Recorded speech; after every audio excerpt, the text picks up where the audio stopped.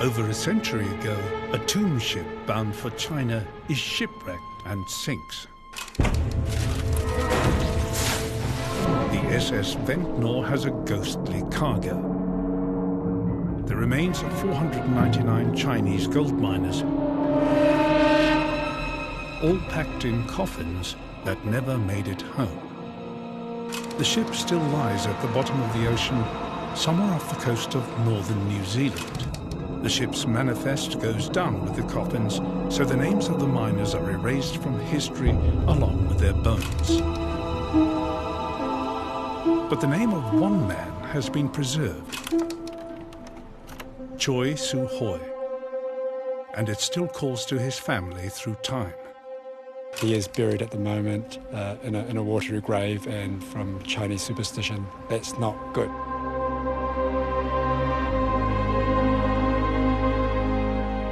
Choi Su Hoi was my great-grandfather, and this is my greatest wish, that I could be able to do something to complete his journey home. Choi Su Hoi was one of the first and greatest Chinese pioneers in New Zealand, and his name holds a rightful place among the founding fathers of modern New Zealand. Choi's remains were in one of the 499 coffins lost when the Ventnor sank off Hokianga on that fateful night more than a century ago. This is the journey of his modern-day Kiwi descendants to find a home for Choi Su Hoi's spirit and possibly his body.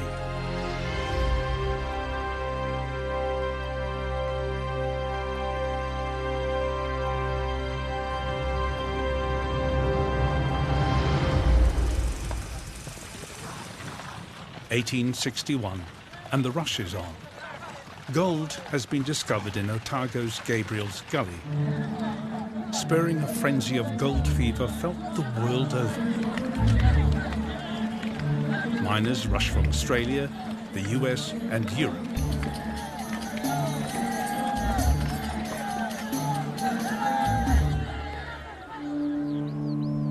But the Otago gold rush was over almost as soon as it had started. The quick men who came in search of easy riches fled. At the end of that time, between 1861 and 1864, the gold rush had seen the departure of thousands of European miners, either going back to Victoria or going off to the West Coast gold rushes. And the population went down so quickly from about 19,000 European miners in early 1864 to 6,000 in late 1865. What New Zealand needed was a new group of men willing to work harder for their riches. The invitation went out from the Otago Provincial Council for Chinese gold miners to come to New Zealand to work the available gold fields. One local who was attracted was a 30-year-old merchant, Choi Su Hoi. Choi Su Hoi came from Punyu in Guangdong province, and it turned out that the earliest Chinese arrivals to Otago came from Upper Punyu. They had taken part in the Red Turban Rebellion. Their part of their county was devastated by the government revenge, so it was in a disturbed state and in a poor state, and they had to flee, and he came along with that first group, and they saw an opportunity in Otago. When Choi Su Hoi arrived in Dunedin, the merchant in him immediately saw opportunity. He set up a general store in Stafford Street, Dunedin, to provide for the Chinese mining community. They would come off the boat and make for his store, which was in Lower Stafford Street, just opposite the Rattray Street wharf. He provided the Chinese provision, the gold mining equipments, like the gold panning and diggers and so on. Choi Su Hoi's store became a mecca for the Chinese miners in Otago. He wasn't actually a gold miner himself, he was a businessman as a merchant, and he actually supplied the gold miners and helped them with a lot of their affairs. And how he did that was, he was probably a lot smarter, but he knew English. And that was his key to being able to do business, also to translate for the gold miners and do all those sorts of affairs. Equally, if not of prime importance, was that he had the resources to give miners equipment and food to tide them over their initial state before they're earning well. And he would receive them, give them advice, break them into parties, give them initial clothing, and get them away in there. It was into forbidding hills like these in the Kawerau Gorge, more than 200 kilometres inland from Dunedin, that the Chinese miners had to trek, often on foot, to search for gold. Duncan Su Hoi and his son Peter are retracing their steps. They're heading for one of the old camps in the Kawerau Gorge to discover just how tough life was for the Chinese miners as they dug for gold in this remote hinterland.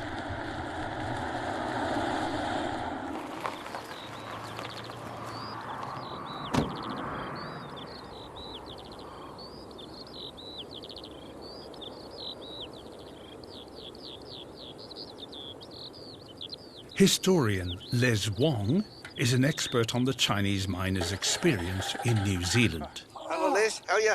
Welcome. Here? Yes. Good to see you. Good to see you. The miners built their huts out of schist rocks that they found in the riverbeds. They brought the rocks up from the river. After the gold had been washed, the rocks were clean and they put it together. Often when goods came from Dunedin, they were wrapped in sacking from the Su Hoi stores. So that sacking was then reused again for insulation on the huts. It's a good idea. What other supplies would the gold miners have got from him? They brought mainly dried foods. There was Chinese food like rice, dried fish, dried plums, ginger, and there was even liniment and ointment that they could use when they got hurt.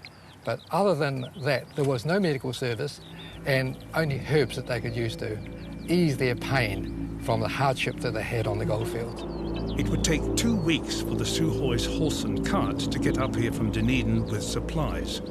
And for those Chinese miners who had to trek here on foot, it would take a month of hard walking. It was back-breaking work getting at the gold. Shoveling sand into sluices.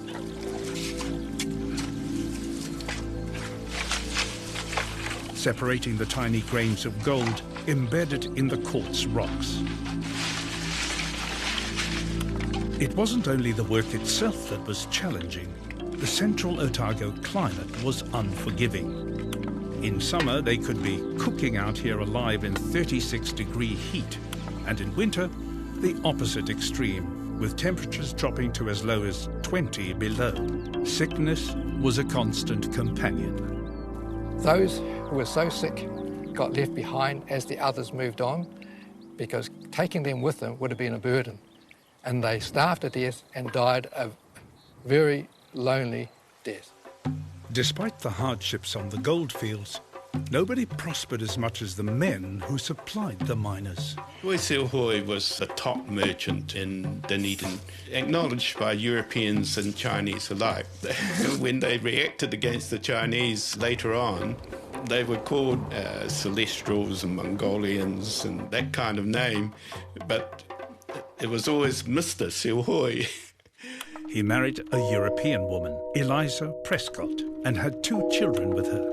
He also invested in gold mining, buying and operating 2 gold dredges. Su Hoi had about a dozen mining ventures, and he had 2 quartz mines, for example. Then he had sluicing ventures, of which the one at Nokamai was a top public company in New Zealand for sluicing for several years. Off the back of the gold miners and the mechanization that Choi Su Hoi introduced, Dunedin grew to become one of the wealthiest cities in the Southern Hemisphere. The grand buildings that line its streets today are all in part the result of Choi Soo-hoi's business acumen and vision. He, of all people, would have been the closest Chinese person in Otago to joining the European elites. Generosity and tradition was at the heart of Choi Soo-hoi's business model. In 1882, as the leader of the Chinese community in Otago, he founded a charitable society, the Chong Sing Tong, to assist the gold miners with their spiritual needs. Really, it was an insurance policy for the Chinese gold miners. Should they pass away in New Zealand, then there was money available for their remains to be exhumed, for the remains to be shipped back to China and reburied in their home villages. Duncan Soo-hoi still has some of the original society donation letters sent by gold miners to his great-grandfather's store. This is a letter dated the 19th of July, 1882, sent in by one of the Chinese gold miners from Central Otago, Lawrence, to Soo-hoi, enclosing £7.50. This is another letter sent to Soo-hoi in 1882. In the letter, there is £3 sent into the Chong Sing Tong Benevolent Society, and from the miner called Yip Man, and this came from Central Otago mining area. In 1883, the Society successfully arranged for the shipment of 230 bodies from New Zealand back to China. In 1901, Choi Soo-hoi began arranging for a second shipment of Chinese miners' bodies back to their homeland. Some of the Chinese graves dug up were from here, in Dunedin's Southern Cemetery. There were over 40 cemeteries right throughout the country where they were exhumed from. The bulk of them were around the Otago and West Coast area. They began exhumations in early 1901 and they concluded towards the end of 1902. The Europeans at the time must have been horrified to hear of what the Chinese wanted to do, to dig up the remains of their fellow countrymen and take them back to China to get reburied. How did they get permission to do that? Everybody in New Zealand knew about it, and they just did not like it. They were horrified. They were petitioning against the Chinese carrying out this practice. But the health department said that they had issued a permit for the Chinese to go ahead and do this particular task. I heard from my family mentioned that the bodies from the graves around here were sent into my great-great-grandfather Choi Soo-hoi's farm in Kaiko Valley. Yes, your father's quite right. It was a very unpleasant process. Bones were individually washed, and each bone was counted, and the small bones were put into individual wrappings of calico. The bigger bones were put into a larger calico bag, and they were all put together. And from that, they actually put the name of the person inside the bag, and the bag was tied. Then the bag was put into a coffin, and they were stacked in the sheds, and they were stored there until all the coffins were ready to be shipped. Digging up the bodies for the second shipment was disrupted when Choi Soo-hoi died suddenly in July 1901. Just a year before the second shipment was due to set sail back to China.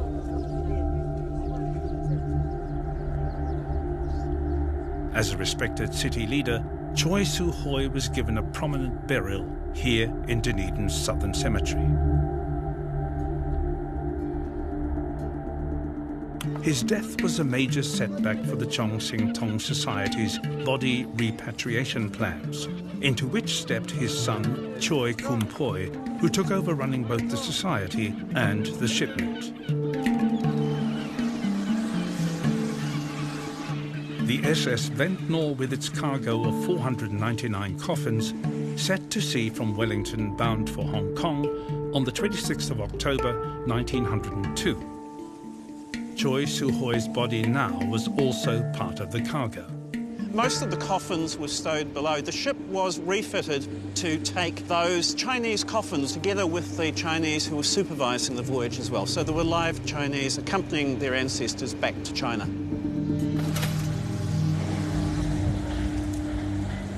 The Chinese remains on their last great journey home were never to make it.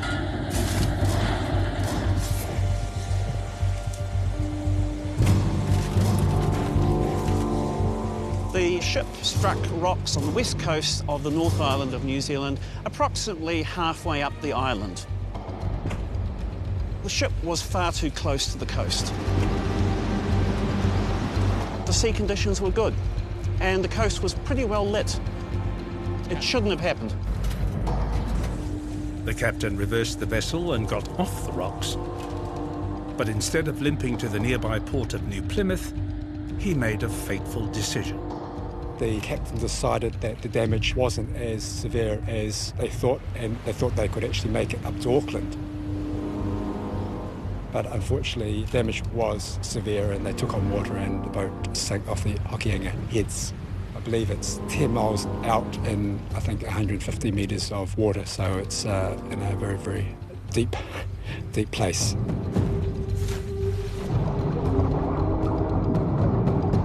"499 coffins sank to the ocean floor, a tragedy of such immensity and consequence that an official board of inquiry was convened. 3 boats got off the Ventnor safely with most of the crew and passengers. The 4th did not. No one survived from that boat. That was the one with the master. So he was carrying on the traditions of the British Merchant Marine by being one of the last off the ship itself. 13 men perished when the Ventnor sank, including 5 elderly Chinese attendants who had been given free passage home by the Chong Sing Tong Society in exchange for looking after the coffins on board. The official court of inquiry was clearly a little bit frustrated. It identified the main cause, which was very obvious: navigational error, incompetence. There was some debate about whether booze had contributed to that.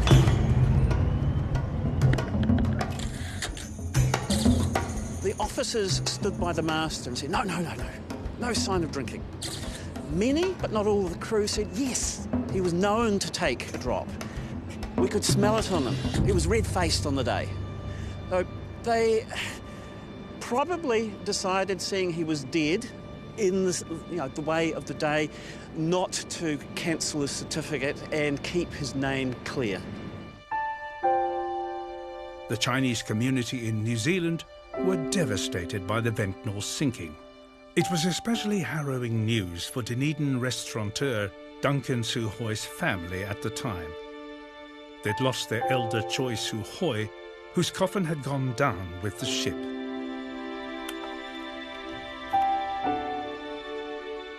For our family, that was really sad. And then my great-uncle chartered vessels to come here to look for the body, look for the coffins. Choi's son, Kum Poi, immediately initiated a search for the stricken vessel. When he heard of the Ventnor sinking, my great-uncle was obviously devastated. The society immediately chartered another boat, I think it was called the steamer called Energy, to come down to this area and search for any remains or any of the coffins that may be floating. My great-uncle was crying, saying, "My poor father died twice." It was, in a sense, a second death for these people. The Chinese believe that human remains should be buried. A watery death or submergence is a second death. 中国人有这样的传统的，就是他要死以后啊，要入土为安呐，要安葬在自己的家乡。The sinking of the Ventnor still resonates with the Suhoi family today. They had lost their family leader for good to the sea, and his watery grave was a doubly bad resting place in Chinese belief systems. Here in Dunedin's Chinese Gardens, a memorial to the Chinese gold miners' contribution to the early history of Otago. Duncan and Peter Suhoi know just how important it is spiritually to the Chinese that their dead be buried back in their homeland. This is especially important for the Chinese as the living descendants can tend to the graves of their descendants to ensure a good afterlife for the deceased, but also ensure success for the living descendants. The wreck of the SS Ventnor has never been officially located. It still lies in its watery grave, thought to be 10 miles off Hokianga Harbour in 160 metres of water, one of the deepest wrecks in New Zealand's maritime history. In the months after the Ventnor sank in October 1902, a bag containing several bones washed ashore at Mitimiti, north of Hokianga Harbour. Peter's taking the 4.5 hours drive north from Auckland to discover what happened to those remains that washed up on the land of the Te Rarawa tribe. I'm off to meet one of the elders, Mingo. He's going to tell me the story of what his ancestors did when they discovered the bones and buried the bones. I'm really excited to hear his stories.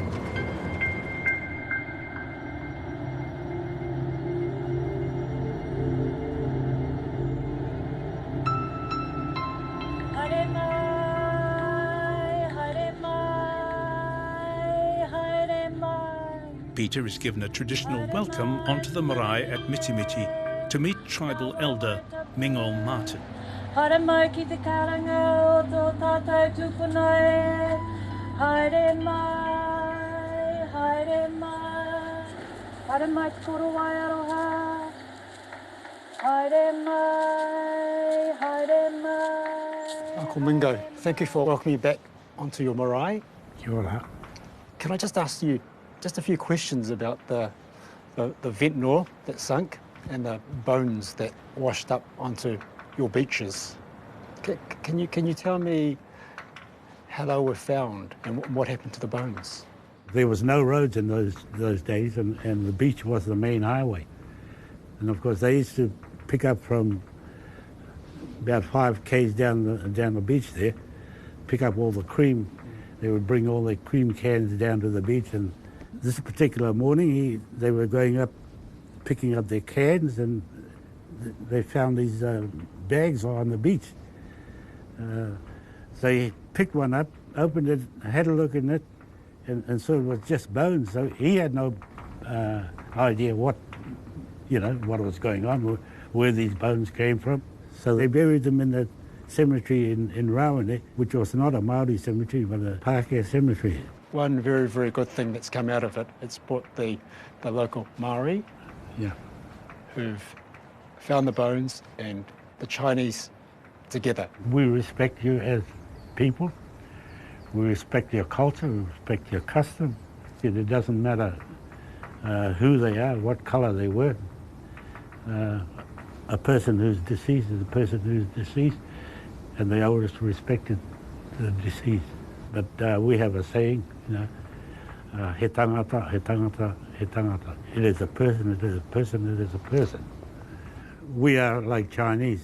I mean, we have this kopa, as you call it. When our dead die, we assume, like the Chinese, if you don't go back to China, you know your spirit doesn't reach Te Ira Wairua, which is the spiritual world. That a small number of the miners have a final resting place on dry land and are respected in a similar way by the Maori people is heartening to the Suhoi family. But with his curiosity fired up, Peter learns that remains floated ashore months later south of Hokianga Harbour in the lands of the Te Roroa tribe. One of my elders made me aware of the existence of some burials in the sandhills here of the remains of Chinese gold miners. The general locale is known, but not the precise site or the precise position where the interments occurred, but the documented record states that there are 33 coffins washed up here. The local iwi, or my family basically, would have been very surprised to find those things on the beach. They would have very quickly undergone some sort of ritual process and interred them where they washed up. They would have had no idea where they had come from, and so the thing would have been to bury them quickly. What is remarkable is that the Te Roroa people took it upon themselves to bury strangers not of their tribe on their own sacred land. They would have been obligated to deal with the remains in the way, in the fashion that they were accustomed to. That would be being respectful. The whole process of reinterring them, I think, was, I would have thought, common to humanity, not just Māori or our people.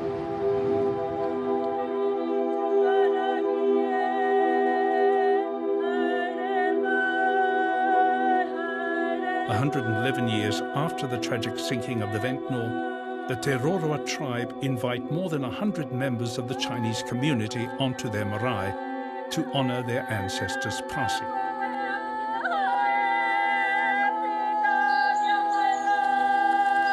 As rain begins to gently fall, 36 members of the Suhoi family are present for this special day of commemoration.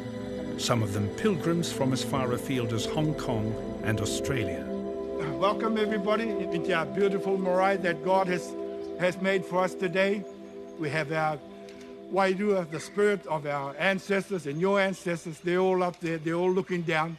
And they're probably saying, it's about time you fellas turned up. It's been over 100 years. And for the one day that we could have picked to come here and do this special commemoration to those people who were tragically lost to us out here in the ocean, we couldn't have picked a better day. Here they are crying on us. I know you believe that too, that these are the tears of our ancestors that are raining down on us now. And of course, your culture, exactly the same as ours, wants to repatriate them back home. We call it the Ukaipo, where they were actually born, and we wanted to take them back home, just like you people were. He wahi kāinga, he wahi tāpū, I te nehe nehe nui o Waipaua. He pū ke tirohanga pā waka tūtū, tiro atu tiro mai huri noa e. Tiakina mai e nei taonga no te ao, ko hatu e. I think most of us, most of the Chinese people are here today to send their thanks to our cousins. By cousins, I mean the local Maori people. After the tragedy of SS Ventnor, some bones of the 499 bodies were washed upshore, and the local Maori people found them and buried them here. I sincerely thank the Maori people, our cousins, for the noble deeds in helping the Chinese community.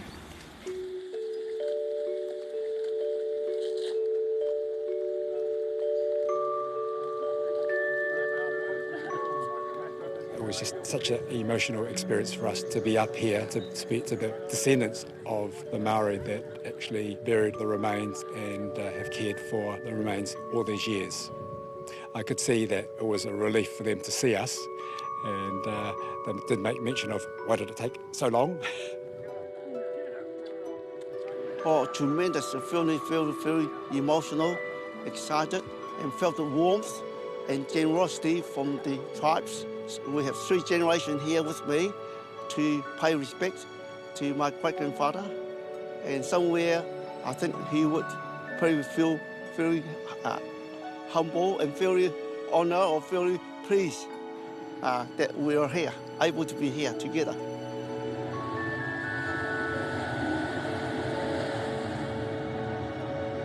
We chose this time because it's the Qingming Festival. The Qingming Festival is also called Ancestors' Day or Tomb Sweeping Day, It's a day where families get together and come to the grave sites and the cemeteries to clean the stones and the sites, but mainly to spend time and pay respects to the ancestors. With Choi Su Hoi, it's the first Qingming ever that the family have been able to come to where Choi Su Hoi actually lies.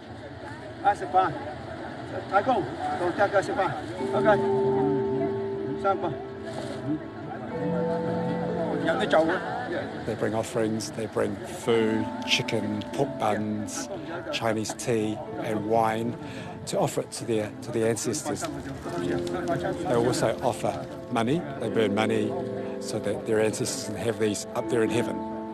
So that ensures a good afterlife for our ancestors and in turn prosperity for the living descendants.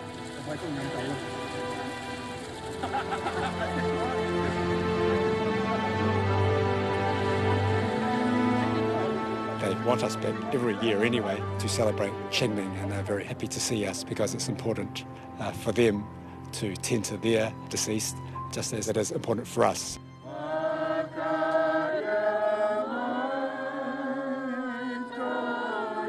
The Chinese visitors unveiled a plaque in a forest grove on the marae to thank the Teroroa tribe for respecting and caring for their ancestors' remains.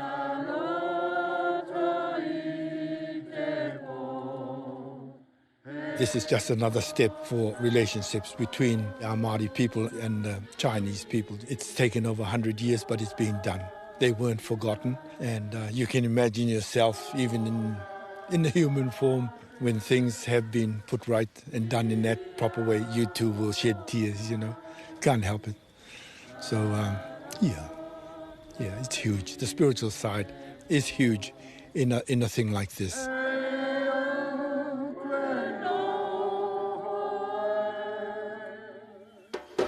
With the knowledge that some of their countrymen made it ashore and have found a safe and caring resting place, Peter and Duncan Su Hoi now have a vision. Can the rest of the miners and their family patriarch, Choi Su Hoi, also be rescued and perhaps returned to China? Peter Su Hoi meets with the former Minister of Maori Affairs, Peter Sharples, and the Chinese consul in New Zealand, Liu Xingbao, to discuss the Ventnor sinking. And we have a saying, only when one is buried in the earth, he or she can rest in peace. Well, until he's buried, even though he's dead, he's like a ghost wandering around without home. A burial is his or her home forever. That's exactly the same as Maori. You know, always the other thing is to locate them in their own area. So when I die, my tribe will come and get me, or I'll haunt them for 100 years. I think with the Ventnor tragedy, it's the inability of the living descendants in China to actually have the remains go back and be buried so that they can worship their ancestors, so that the ancestors can have a good afterlife and also bring good fortune to the living descendants. I think that's more with the tragedy. Well, see, you've just described what it is like for Maori people who cannot get their dead, if you like, back home and buried in the proper way, in the proper place. They feel exactly like that. Yes. Duncan Su Hoi's dream is that the Ventnor is located and salvaged so the Chinese remains can be returned home. I wish and be part of my family honour to be able to complete his journey home. The New Zealand Navy has offered the services of its dive ship, the HMNZ Manawanui, to dive for and locate the wreck of the SS Ventnor. It is standing by for suitable weather conditions to complete the mission.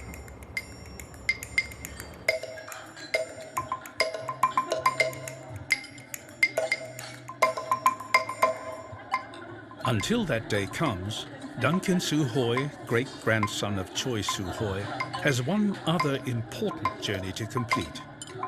He will close the circle and make the ancestral journey back to Guangzhou that Choi Su-hoi never got to complete. I'm really, very excited that I can start going back on the route, and my wish was to complete the journey home. Now I am going that route.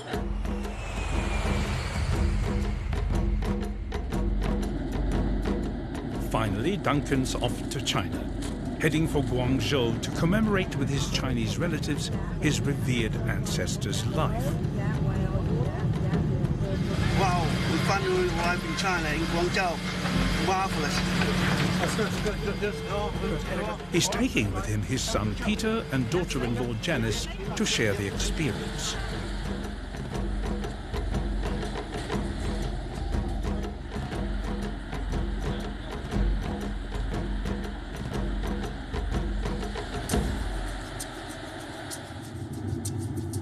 Guangzhou today is a bustling, dynamic metropolis of almost 40 million people. Located on the Pearl River 120 kilometers north of Hong Kong, Guangzhou is China's most populous city. When Duncan was born in the 1930s, Guangzhou's population was just a little over 200,000 people. A very different world. The changes in Guangzhou is massive. The economy is thriving. 30 years ago, the streets were full of bikes. Now, everyone has a car. It's incredible how the city and the people's lives have transformed and grown. Duncan emigrated to New Zealand when he was 12 years old in 1946.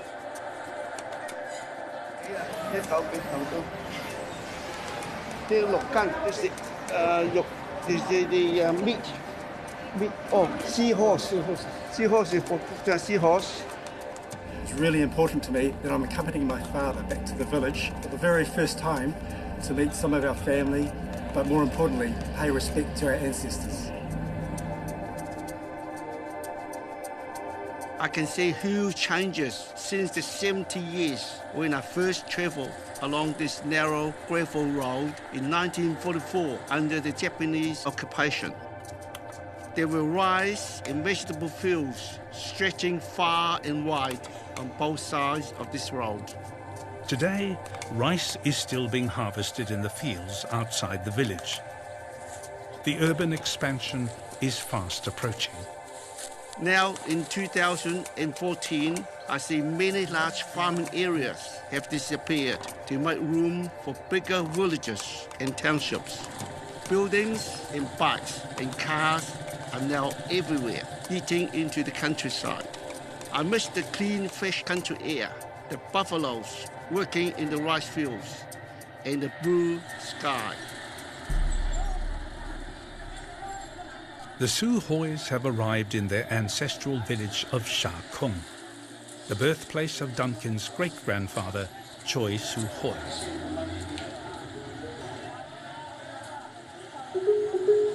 The children of the Su-hoi family all around this area.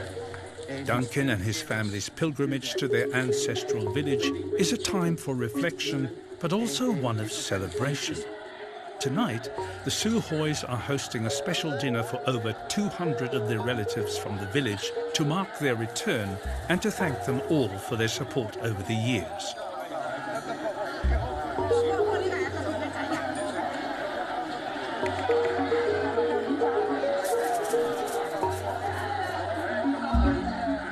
It was a chance to pull out the family tree and to rejoice in their family connections. I had to use a family tree book to relate them to which generation and how we are related. And this is very exciting. All our members of the families, they say, oh, I'm so-and-so. Some of them I have to call you grand-uncle and call you now cousin and this and that.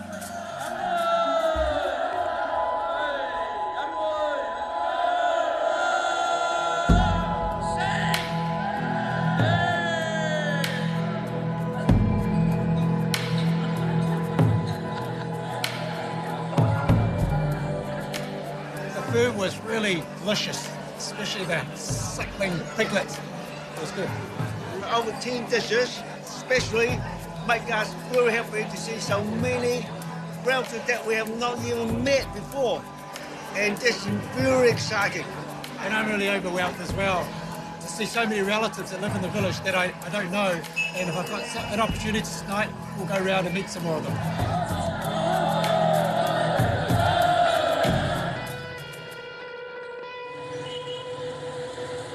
Along with renewed connections, it's time to finally visit Choi Su Hoi's original village home. So generous. Yes.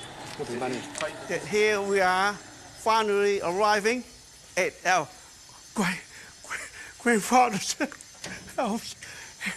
And I realized my dream is becoming true. And this is the one that is the one that I've been great-grandfather Siu Hoi born here. I've been through here in my younger days, and this is it. I'm very emotional. Okay, this is it. So we've got cousin Wayne and cousin Mike from Guangzhou to show us through the house. So I'm just going to knock on the door and we'll see if they're there. Okay. Thank you. Oh, hi Wayne. How are you? Welcome. Michael, good to see you. Welcome. Almost in tears. It's finally coming in now, and my dream is almost at the end now, realizing it. No, that's beautiful. Right. You have been here. Let me show you your own home, okay? And this house is lived in by the Siu Hoi, Charles Siu Hoi, in the 1860s, before he went to Australia and New Zealand digging up gold. This part is lived by his family, and also his first and second cousin live on the other side. And inside, there's a sort of a lounge. You come in here. Okay, we stay here. This is the original house. Yes. Is this the first house? The first house of Siu Hoi built. Yeah. So I think this was why it's so important. For the family. Yeah.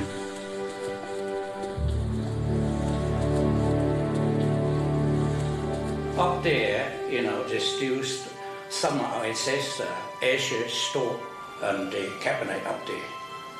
So are there still some ashes in those three vases? Yeah, you can see that on the top corner, and of course it's much higher. Coming into the Siu Hoi's house and seeing, open the door, that I was so emotional that I felt tears of joy. I was really happy to show Peter and Janice. At last, I could see my dream come true.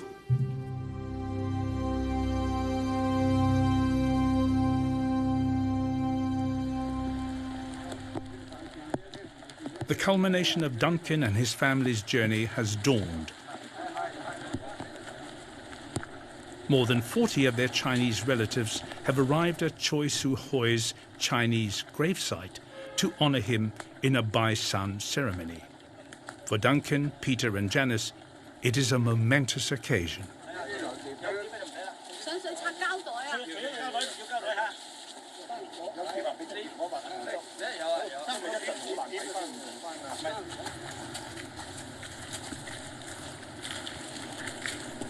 Nice to see you all here.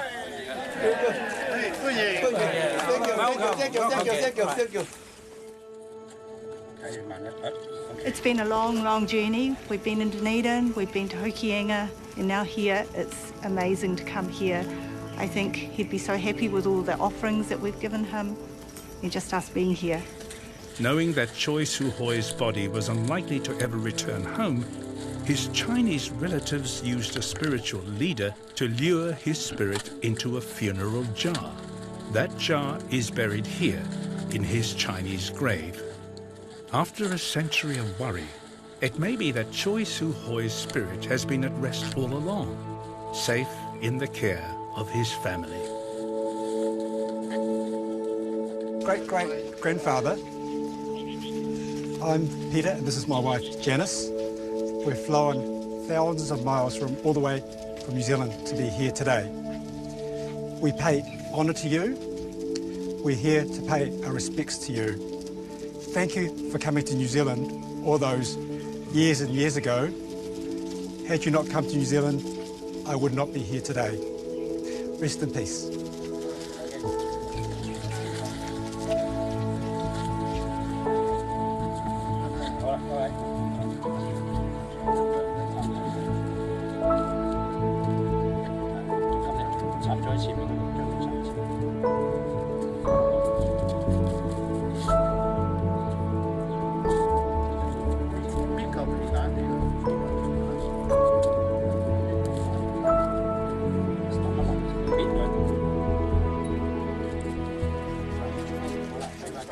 Great-granddad, I am your great-grandson, Duncan, from New Zealand. I am 80 years old now. This is my first time to come here to pay respect to you.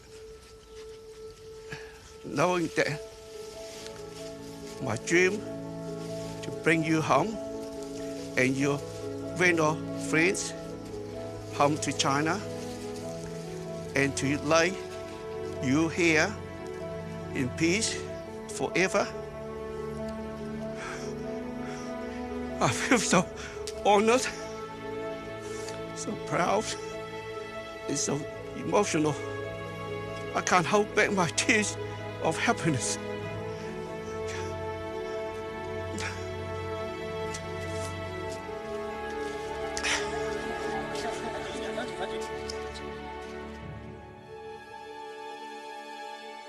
At last, Duncan's journey is over. He's returned to his great-grandfather's ancestral village and paid homage to the great man and his legacy. Duncan's ultimate wish is that one day he will stand here on the banks of the Pearl River in Guangzhou, along with 5,000 members of his extended family from all around the world, all dressed in white, and welcome home Choi Su-hoi's body to the land of his birth and lay him to rest forever.